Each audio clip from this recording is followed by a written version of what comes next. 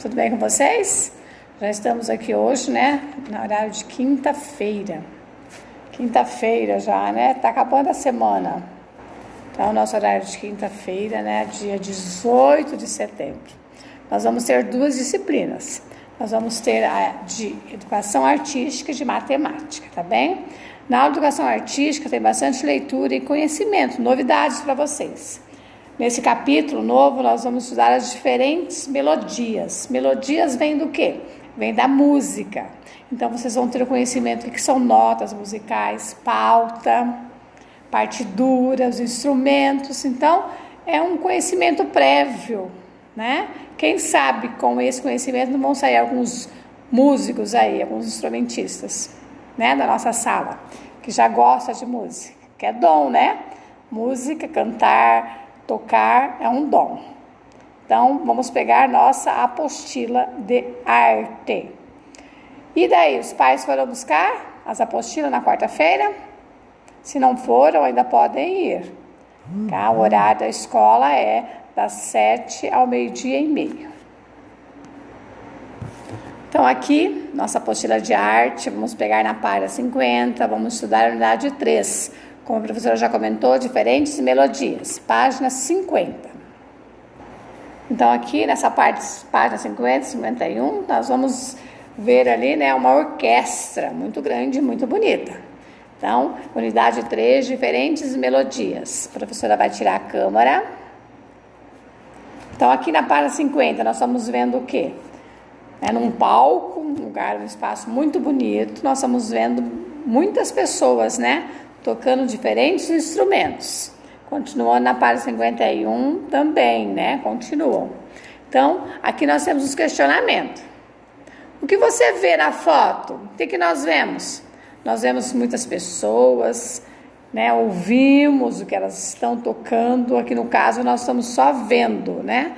Então nós estamos conhecendo essas formas de representações da melodia. O que as pessoas da foto estão utilizando para se orientar ao tocarem os instrumentos? O que eles utilizam?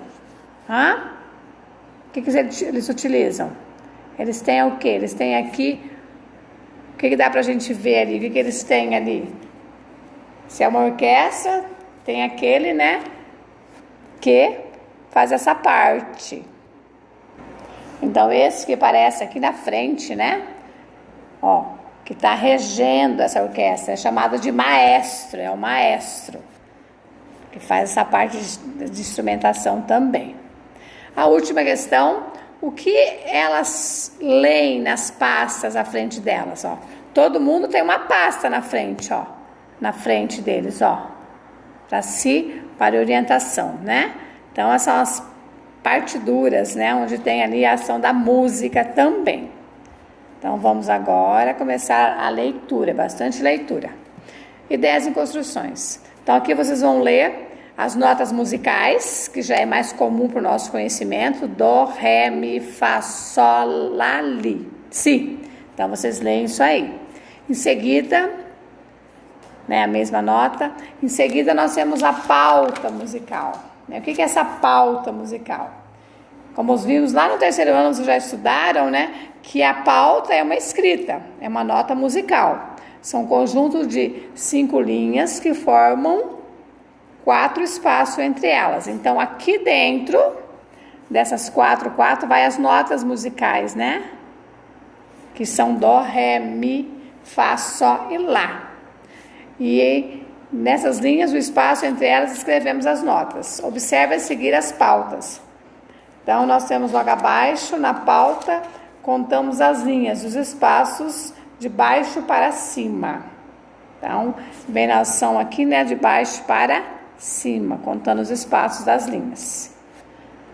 Então, é conhecimento, né?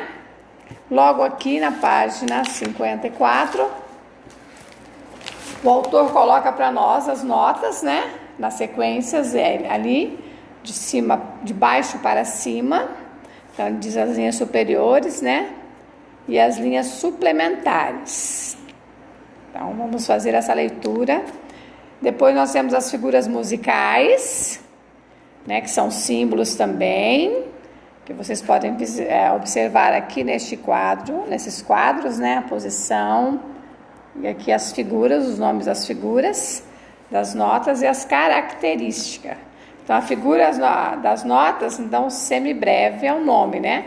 A característica é a nota de maior duração e é referência para as outras figuras musicais, pois é a partir dela que são divididos os outros tempos. Então, olha bem, né? Não é tão fácil assim ter o conhecimento da música.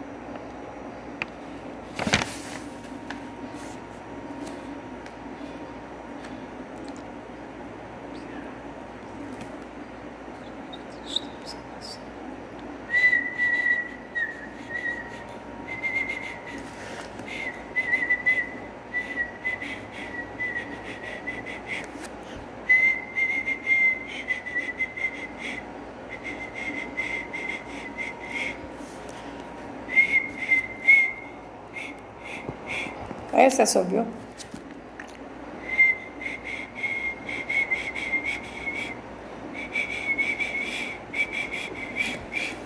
Ah, não.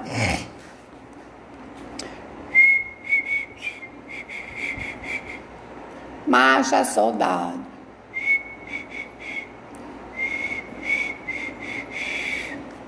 Marcha, soldado.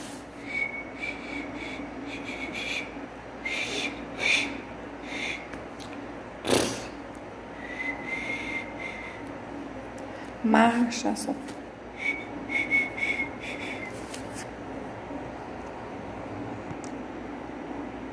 Então, aqui agora nós temos, né? Nessa parte da melodia, nós temos essa folha que nós vimos lá no começo, é a pauta musical, e aqui é a letra da música.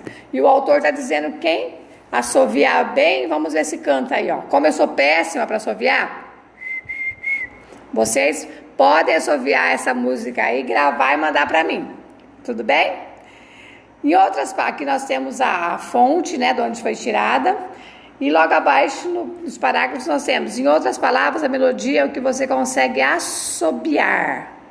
Assobiar, assoviar, né? Tem duas formas de escrever. E se pararmos para pensar na melodia desta música, ela será sempre a mesma, independente da língua em que estiver cantando esta música, tá bem?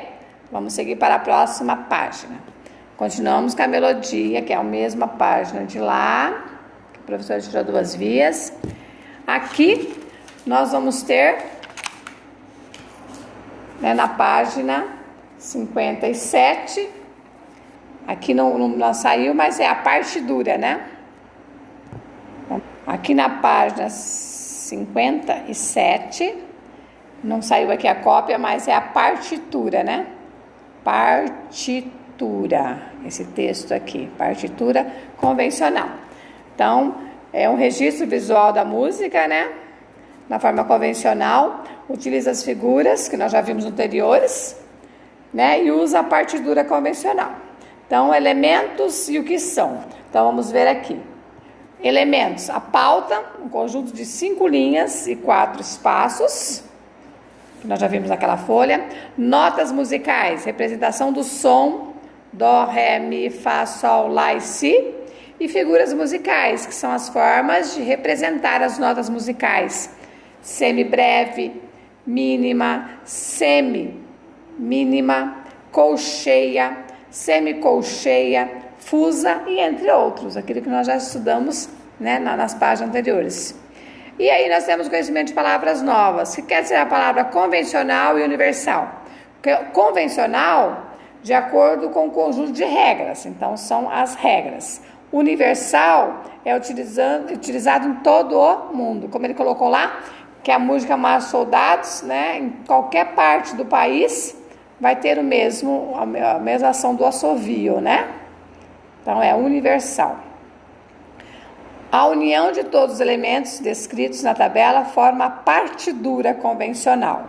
Então aqui nós vamos ver o que já é uma partitura, né? Onde tem ali dentro daquela primeira folha que nós estudamos ali, que é a pauta, né? Está dentro da pauta das 4 linhas ali. Dentro dela tá as notas. Depois nós já temos ali dentro das figuras, né? As normas e a melodia. Samba Lelê, né? A melodia dessa música aqui da página 57 é Samba Lelê está doente. Certo? Então, vamos lá. Quem souber cantar, vamos cantar. Vem aqui agora pra gente uma curiosidade. Você sabia? Ritmo é diferente de melodia? Vocês sabiam? A gente acha sempre que é quase a mesma coisa, que é a mesma coisa, ritmo e melodia. Então, vamos ver. Mas não existe sem o outro. Ritmo é diferente de melodia, mas um não existe sem o outro. Então, eles são diferentes, mas um complementa o outro. O ritmo é a organização da duração das notas, que por sua vez podem ser longas ou curtas. Quando se cria uma música, é importante que o artista crie a melodia e a letra.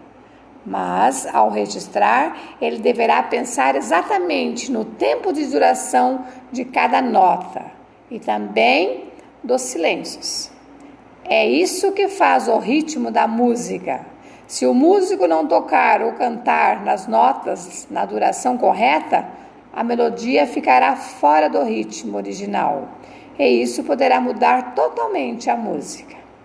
Contudo, essa mudança pode acontecer também de maneira intencional, pois é o que ocorre muitas vezes nas regravações em ritmos diferentes. Nesse caso, o ritmo original se modifica. O timbre dos instrumentos frequentemente muda, mas a melodia continua muito parecida com a original.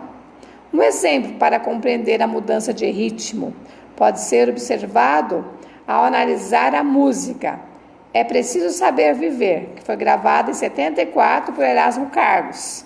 Essa música também foi gravada pela banda Titãs, em 98. Porém, ela foi inspirada em outra canção chamada O Storm, de Elvis Presley, gravada em 67.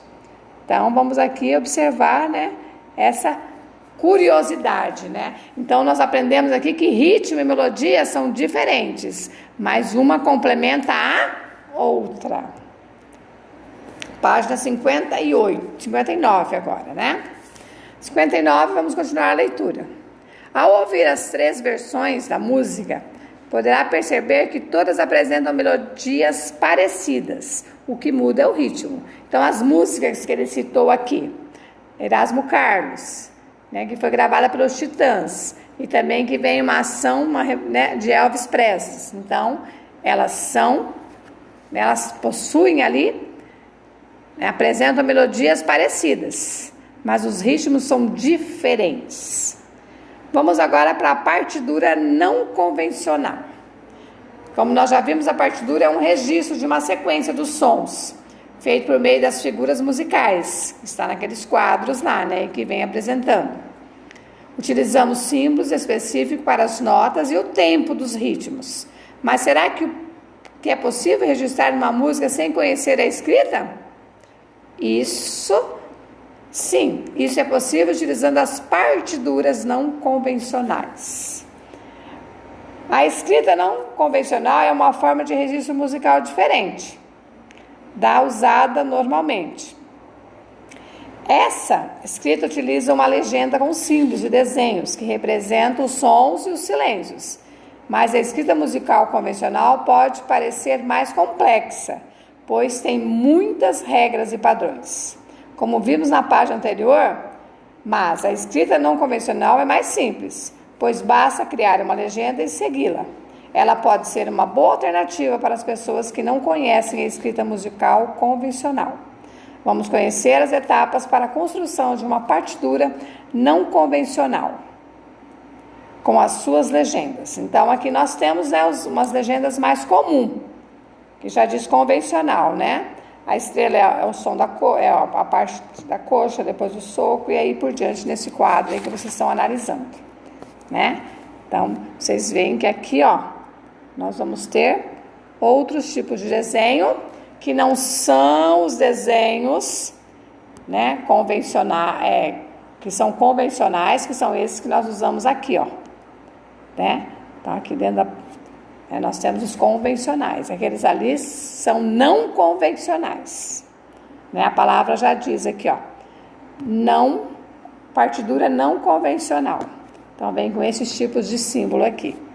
Mas que tem que ser estudado, tem que ser analisado, tem que ter aprendizagem disso aí. Vamos para a próxima página. Instrumentos não convencionais. Lá no início do capítulo, nós vimos que tínhamos violino, que tínhamos órgãos, tinha imensidão de instrumentos. Aqui nós temos instrumentos básicos, né? Nós estamos vendo o que ali? Não é somente a partitura que pode ser não convencional. Os instrumentos utilizados também podem ser. Para isso, basta utilizar nosso próprio corpo. Itens do dia a dia ou objetos feitos por nós mesmos, como materiais diversos. Veja um exemplo de um grupo utilizando um objeto do cotidiano, né? Então, o que eles estão utilizando ali? Né? Esses objetos que eles estão utilizando são diferentes do outro, né? Então, ali nós estamos vendo vassouras grossas, né? Conforme a posição que eles estão colocando. Então, vamos ver aqui. O que diz, o autor, né, quis dizer? É um grupo de estompe. Observe a imagem e responda as perguntas a seguir. 1. Qual objeto os artistas da imagem estão utilizando para fazer som?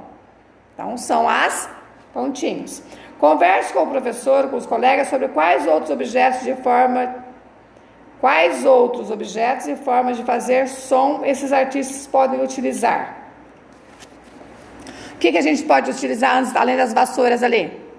Né? Podem ser tampas das panelas em casa, né? Pode ser o som na boca, e pensam aí mais algum. Tá bem? Então, aqui nós estamos encerrando agora nossa aula de arte, bem simples e informativa, com pequenas coisas para nós interpretarmos. Agora vamos para a matemática. Agora estamos aqui com a nossa apostila de matemática. Vamos pegar ela na página 108. Anteriormente, no capítulo 3, nós estudamos uma matéria com uma complexidade de mais dificuldade, né? Que eram retas, ângulos, polígonos, que para vocês, né, são mais novidades, coisas novas. Nessa modalidade da unidade 4 é bem simples, que é aquilo que você já tem o conhecimento, que são adições e subtrações, né? Então, vamos lá para a página 108. Então, aqui na página 108, vocês estão vendo as crianças num campo bonito, né? Todo gramado, cheio de árvores. Então, é a unidade 4. Nós vamos adicionando e subtraindo com as brincadeiras tradicionais do nosso país. Perguntas. O que as crianças estão brincando? Do que será que essas crianças estão brincando? Vocês sabem? Para pensar. Que brincadeiras que é essa? Esconde-esconde, é o quê? Então, que várias brincadeiras vocês sabem. Vamos ver aqui agora nessas questões. Do que as crianças, do que vocês mais gostam? Do que elas estão brincando, essas crianças aí, nessas duas paisagens aí? Hã? Aqui ele está com o olhinho fechado, com a mão, ele está fazendo o quê? Já descobriram? Quais as brincadeiras que você conhece? Quais são as suas preferidas? Nós não estamos em sala para respondermos, né? Mas vocês podem pensar aí com vocês. Dê um exemplo de brincadeira em que se utiliza a operação de adição. Então, tem várias brincadeiras, né, que a gente trabalha nos jogos, em dominó, né? Dominó a gente tem que estar adicionando para saber qual peça a gente vai colocar, jogos de memória, tem bastante, né? Dê um exemplo de brincadeira em que se utiliza a operação e a subtração. Então, o que a professora já colocou, jogos de tabuleiro, de dominó, de memória, o boliche, os blocos lógicos, né? Todas são brincadeiras que utilizam a adição e subtração, mesmo em alguns exercícios de educação física. Você tem que estar atento, né? Para poder chegar a hora e fazer a sua finalidade na brincadeira. Próxima página, 110. Brincadeiras. O professor Diego pediu aos alunos que fizessem uma lista com as brincadeiras que conhecem. As meninas fizeram uma lista e lembraram-se de 22 brincadeiras. Os meninos fizeram a lista e lembraram de 13. Todas as brincadeiras eram diferentes uma das outras. Então, amarelinha, batata quente, passa-anel, esconde-esconde, vivo ou morto, os meninos, né? Vamos ver aqui. O que mais? Que eles colocaram ali. O que mais os molecada colocaram? Os meninos. Vivo ou morto, dança das cadeiras, queimada e tiro ao alvo. Então, tudo tem que ter uma atenção, né? E muitos deles os cálculos. Vamos ver as questões da página 111. De quantas brincadeiras os alunos lembraram no total? Então, nós temos o total de brincadeiras das meninas, aqui no problema da página 110, é um probleminha. Vocês vão resolver aqui no exercício 1, vão fazer a continha e pôr o resultado. 2. Explique 2 maneiras diferentes de resolver esse problema. Que 2 maneiras a gente pode? Nós temos ali o total das meninas e o total dos meninos. Então, que outra forma você pode resolver, diferente do número 1 que você resolveu? 3. Quantas brincadeiras as meninas lembraram a mais que os meninos? Então, vamos ver aí. As meninas foram 22 brincadeiras, os meninos 13. Então, quantas as meninas? Que conta você vai calcular ali? 4. Explique 2 maneiras diferentes de resolver esse problema. Então, que estratégia a gente pode utilizar? São tudo pontos estratégicos. Explique 2 maneiras diferentes de resolver esse problema, né? Esse problema qual? Problema que foi colocado para nós ali. Que nesta aula o professor Diego pediu para os blocos das meninas e dos meninos separado quantidade de brincadeiras que eles têm na mente, que eles têm de conhecimento. Certo? Porque as brincadeiras tradicionais são importantes. O que elas têm, né, são muito importantes. O que elas têm que os jogos de videogames não têm? Essa é fácil de eu responder para vocês, né? Porque a brincadeira ali, um perto do outro, nós estamos socializando, nós estamos enriquecendo. E lá no computador, lá no jogo de videogame, a gente fica sozinho ali, disputando aquilo ali, que é individualismo. E nós temos que fazer a socialização, né? Já chega nessa pandemia que nós não podemos socializar muito com brincadeiras. Ficamos mais em casa, né? Em função de televisão, de videogame, de celular. Tá bem? Vamos para a outra página.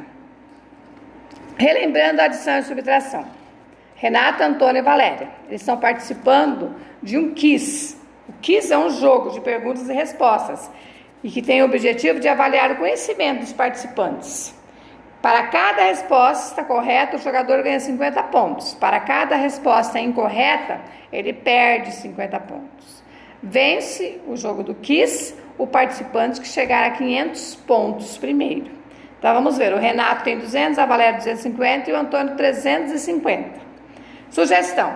Agora é a vez da Valéria responder a pergunta. Se a Valéria acertar a resposta, com quantos pontos ela ficará? Valéria já tem 250 pontos, então deveremos acrescentar 50 pontos nesse caso e realizarmos uma adição, que está aqui na página seguinte. Então tinha 250, se ela acertar ela vai para 300. Valéria vai ficar com quantos pontos? Então o resultado vocês vão completar aqui, que já está calculado. Se Valéria der uma resposta incorreta, com quantos pontos ela ficará? Se ela errar, ela vai diminuir. Então, com quantos pontos ela ficará? Quantos pontos Renato e Antônio têm juntos? Então, o Renato tem 200 e o Antônio 350. Juntos dá 550. Então, coloca o resultado aqui. Isso tá de graça, né? Fácil demais. Próxima página. Quantos pontos Antônio tem a mais que o Renato? Olha bem, o Antônio tem 350 e o Renato 200. Quantos pontos o Antônio tem a mais? Quinto problema. Quantos pontos faltam para o Antônio conseguir ganhar o jogo? O jogo ganha quem fizer 500 pontos primeiro. Ele tem 350. Então, vamos lá. Na verdade, no dia a dia, quando precisamos solucionar algum problema matemático, é necessário decidir qual operação utilizar. Por isso, o primeiro passo é compreender, é interpretar, né, a situação e questionar. Qual é a ideia do problema? O que eu preciso fazer? Devo acrescentar, retirar ou juntar? Comprar ou completar? Então, essas operações aplicam-se a situações. Então, olha bem, às vezes vocês leem sem interpretar o problema e está dito ali qual é a solução, qual que é o cálculo. Então, falta a interpretação. Por isso que a leitura é primordial. Mas agora que vocês estão em casa, vocês têm que fazer muitas leituras. Não tem livros, tem as apostilas. Leia, questione você mesmo, seu cérebro, suas respostas, para ampliar o conhecimento. Vamos para a página 115. Agora, complete o esquema a seguir. Adição. Então, qual que é o mesmo que adição? É acrescentar. Que outro a gente pode usar? Somar, juntar, coloque aqui. Subtração. Quando eu subtraio, eu retiro? Eu comparo? Né? Ou eu completo? Como que eu faço? Então, o esquema. Adição, acrescentar e juntar. Subtração. Eu vou retirar, vou comparar e vou completar. Né? Porque na subtração é isso. Você sabia? Os números que compõem as operações possuem nomes. Vamos conhecer cada um deles. Então, eles têm as suas nomenclaturas, o seu nome. Na adição, são chamados de parcela. Parcela. E a resposta é a soma ou total. Então, nós temos que saber, né, nessa nomenclatura, que é o nome que tem cada passagem da adição. Né? O autor colocou bem aqui, ó, separadinho, unidade, dezena e centena, né? Nós temos aqui, ó, o resultado deu 6 unidades, 8 dezena e 3 centena. Na adição, qual é a nomenclatura? Parcela. Soma ou total, que é o resultado. Na subtração, nós temos aqui, qual que é a nomenclatura? O primeiro, que é o maior, que vai em cima, porque em cima tem que ir o maior número. Eu tenho que interpretar o problema, quando é subtrair, em cima vai o maior, porque eu vou ter que tirar o menor. Então, é minuendo. O segundo é subtraindo, que eu vou tirar. E a resposta é resto ou diferença. Tá? Coisas que nós temos que ter no nosso raciocínio. Nomenclatura da subtração. Subtração é diminuir. Então, o número maior é minuendo, o menor é subtraindo e o que sobra é resto ou diferença. Bem simplesinho, isso aí já sabe. Vamos para as propriedades, porque aparecem propriedades dessas formações, desses cálculos. Propriedade da adição. Denilson está brincando de pular corda com seus amigos. Na brincadeira, cada pulo vale 1000 pontos. Observe no quadro quantos pontos Denilson e seus amigos fizeram na primeira rodada. Então, eles vão contando, né? Denilson tem 45 mil pontos, Gilberto 38 mil pontos, Kleber 0, Maria Alice 41 mil, Stephanie 25 mil e Júlia 13 mil. Tá vendo? Ó, pular corda, fazer uma tabela ali e contar, fazer a contagem da pontuação, né? Vamos para os elementos neutros. O que é o elemento neutro? As pontuações foram contabilizadas em 2 times, dos meninos e time das meninas. Então, tem 3 meninos e 3 meninas. Kleber, Denilson e Gilberto querem saber quantos pontos o time dos meninos fez. Qual operação devemos realizar? Adição ou subtração? Ó, eles querem saber, somando os 3 meninos, qual cálculo faremos? Então, coloquem aí qual é a operação. Kleber, que se atrapalhou durante o jogo, não teve pontuação. Veja o que ele disse. Como não marquei nenhum ponto, ou seja, 0 ponto, não é preciso adicioná-lo para contabilizar o total de pontos dos meninos. Então, ele fez a comparação, né? Que o 0 é um elemento ali neutro, né? Não vai alterar e nem vai diferenciar o resultado do Denilson e do Gilberto. Você acha que Kleber está correto? Sim ou não? Por quê? O que vocês acham? Então, expliquem. Vamos caminhando ali. O 0 é chamado de elemento neutro na adição, porque posso somar qualquer número com 0 que vai dar o total do número. Se eu somar o 45 mais o 38, não vai dar diferença com o 0. Isso é na adição. Resolva as operações. 9 mais 0, qual é o valor? A prof já está aqui na página seguinte, ó. Vamos voltar. Então, aqui no 8, né, que a professora já explicou, você vai dizer sim ou não e por quê. Aqui você vai ver que o elemento 0 não vai alterar o cálculo da resposta. E aqui vocês vão responder. 9 mais 0, 3 mais 2 mais 0, 40 mais 20 mais 0, 50 mais 0, mais 7 mais 6. Vamos colocar o resultado. Então, essa é a propriedade da adição. Vamos para a propriedade comutativa. Leia o que cada menino está falando e depois responda. Para descobrir quantos pontos temos juntos, é só fazer a adição. 38 mil mais 45 mil. Ou será a adição é 45 mais 38? Será que vai dar diferença no cálculo? Então, essa comutativa. Na adição, a ordem numérica não altera o resultado. Nós falamos na matemática que a ordem numérica não altera o produto, o resultado.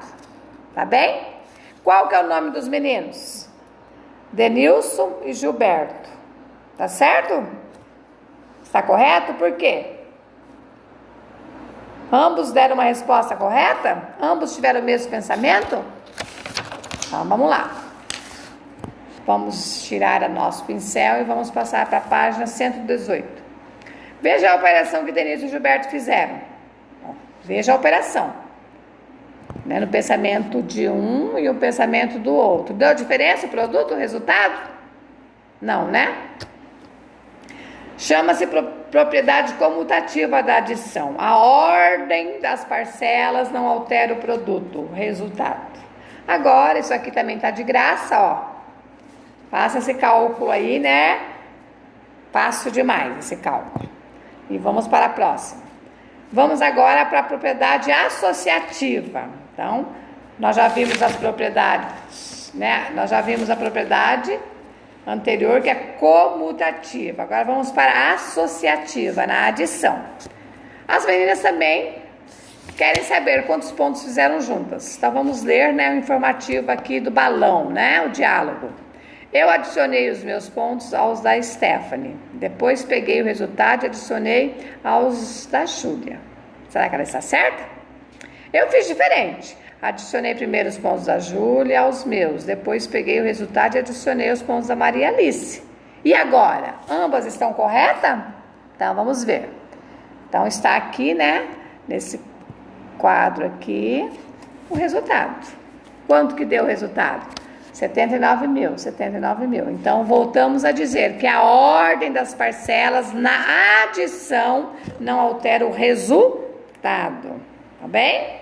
Então, chama-se a propriedade associativa. Ela se associa e se dá o mesmo resultado. Vamos para a próxima página. Aqui nós temos o cálculo, onde nós vamos trabalhar essa proposta da propriedade associativa. Resolve-se primeiro o que está dentro do parênteses. Eu tenho que somar primeiro o que está no parênteses, depois o que está fora do parênteses. 20 mais 15 é 35. Ah, trezinho feio. 35. Daí mais os 5, que vai dar 40. Então, 40. O resultado é 40. Então, primeiro resolve o que está dentro do parente, soma esse, põe o resultado e soma com o outro. Então, essa é a propriedade da qual nós estamos aprendendo, que é a propriedade associativa. Vamos continuar. Estratégias para resolução e adição. 4 amigos estavam jogando pega-varetas. Todo mundo conhece, né? De 2 em 2. E Jamal contra Bernardo e Camila. Samara e Jamal estavam contra o Bernardo e a Camila. Vamos ver aqui embaixo o quadro. Quando o jogador consegue retirar uma vareta, ele recebe uma quantidade de pontos de acordo com a cor dele ou dela. Depois da primeira partida, veja quantos pontos cada jogador fez. Resultado, primeira partida. Jogadores e pontos. Samara, 3.450 e Jamal, 2.300.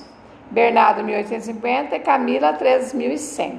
Quem será que ganhou? Vamos calcular? Já fizeram o cálculo mental? Então, Samara e Jamil deu 5.750. Bernardo e Camila deu 4.950. Então, qual dupla ganhou? Vamos aqui para a gente ver o resultado. Para determinar a pontuação das duplas, Samara calculou os pontos de cada dupla mentalmente usando o método da decomposição. Observe o raciocínio dela. 3.000 mais 400 mais 500. Então, ela decompôs, né?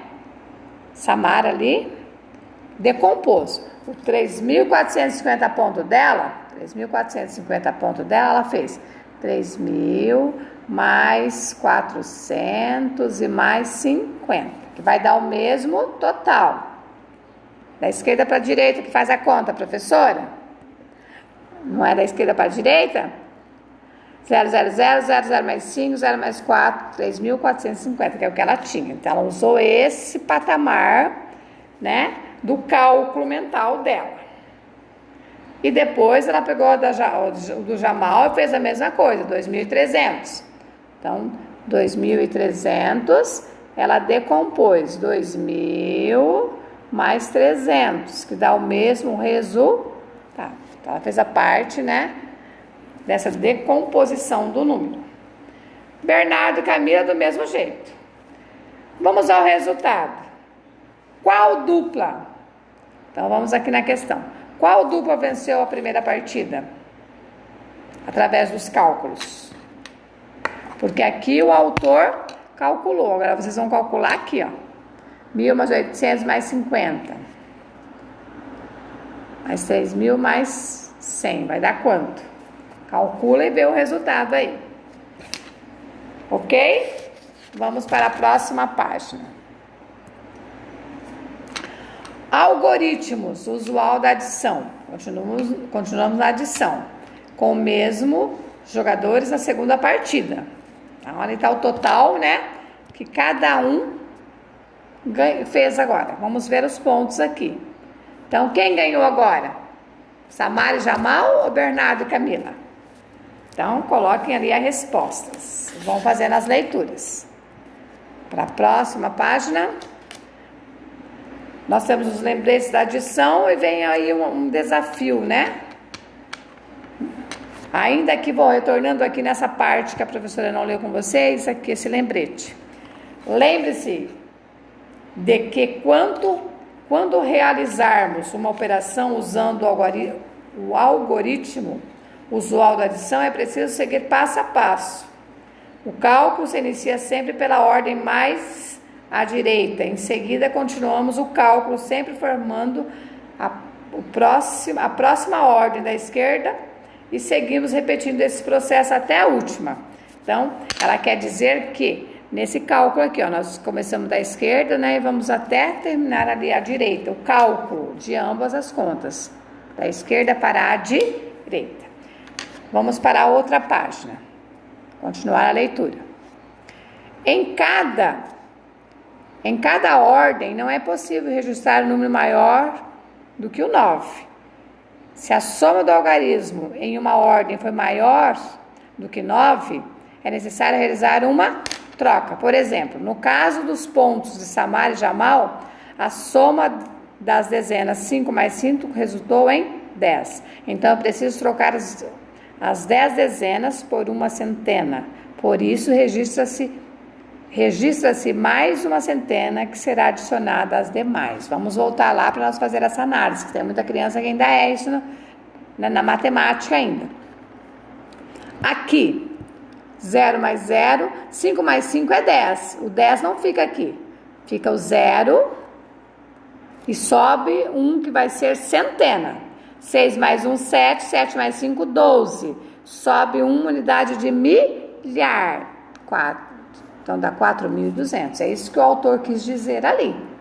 4.200. Aqui também. 0 mais 0, 0. 5 mais 0, 5, porque o 0 não tem valor. 9 mais 3 é 12. Então, 2 centenas sobe uma unidade de milhar. 2 mais 1, 3. 3 mais 3, 6. 6.250.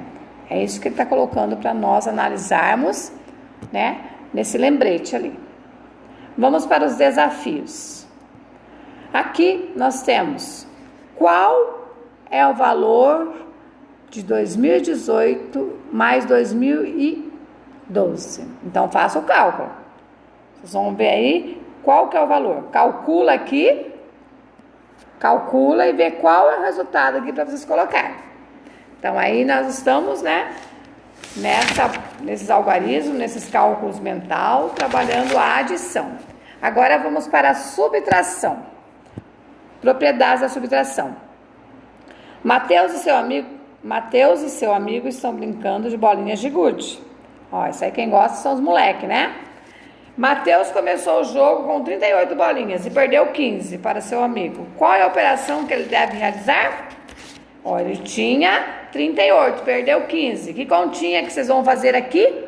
E ver o resultado. Próxima. Propriedade da invariância da subtração. É invariância, né? Para saber com quantas bolinhas ficou Mateus, precisa fazer a subtração. Ok? Depois Mateus pensou de outra maneira e o resultado foi o mesmo. Que forma que ele fez? O que ele usou? A variância ali. Aí vai complicar. Então ele usou aqui, ó, Mateus usou aqui uma variância de somar mais 5, ó. Mais 5, mais 5. 38 mais 5 deu 43. 15 mais 5 deu 20. 43 menos 20 dá 23. Então ele usou aí uma propriedade da invariância, né? Ambos são adicionados numerais que serão subtraídos. Continuamos. Mateus ficou com quantas bolinhas de gude? Põe aqui. Essa propriedade da invariância na subtração é a seguinte: se subtrair ou adicionar o mesmo número aos dois termos da subtração, minuendo e subtraindo, não alterará a diferença. Foi o que a professora colocou. Não é isso? Então, tá bem.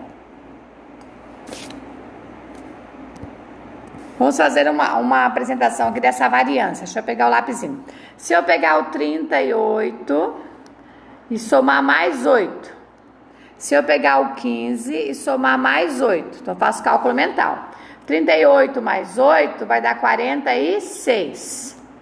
Menos 15 mais 8 dá 8 e 5, 13, vai 1, dá 23. 46 tira 23 vai dar 23. O mesmo resultado. Então, a variância, né? A invariância aí é que eu pego o resultado, somo qualquer número, tanto o minuendo quando subtraindo, e diminuo, que vai dar o resultado correto. 124. Página 125 agora. Página 17, exercício 17.